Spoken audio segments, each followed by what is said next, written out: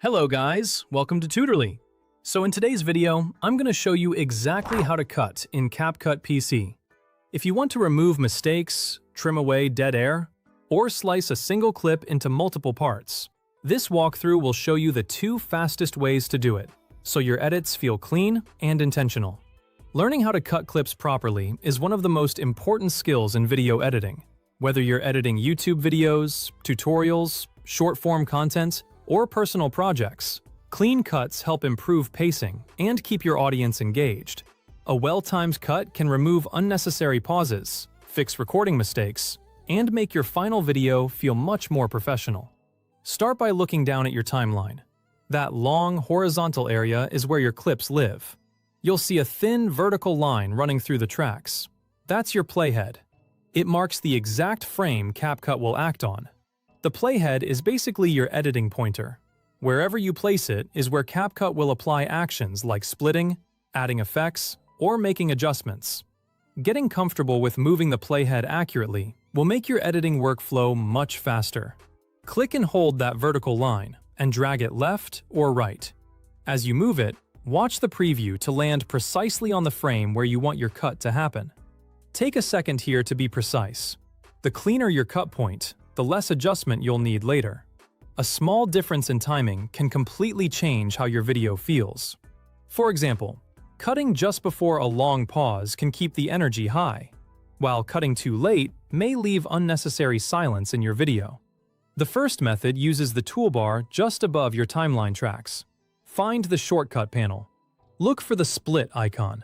It resembles two square brackets pulled apart.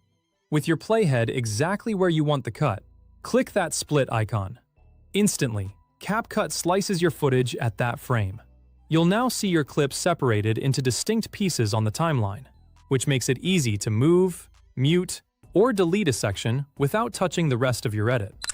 This method is great when you're still learning CapCut, because it gives you a clear visual button to click. You can easily see the result immediately and continue editing from there. The second method is the Pro shortcut, and it's even faster once it's in your muscle memory. Move your playhead to your next cut point. Then, press Ctrl+B on your keyboard. That's it. Another instant slice right at the playhead. Use this shortcut to quickly create two precise cut points around an unwanted section. Keyboard shortcuts are especially useful when you are editing longer videos, because they reduce the time spent moving between menus and tools. Once you memorize this shortcut, cutting clips becomes almost automatic.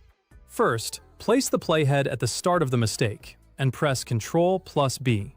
Then, move to the end of the mistake and press Ctrl+B again. Now, click the middle section that contains the error and tap Delete on your keyboard.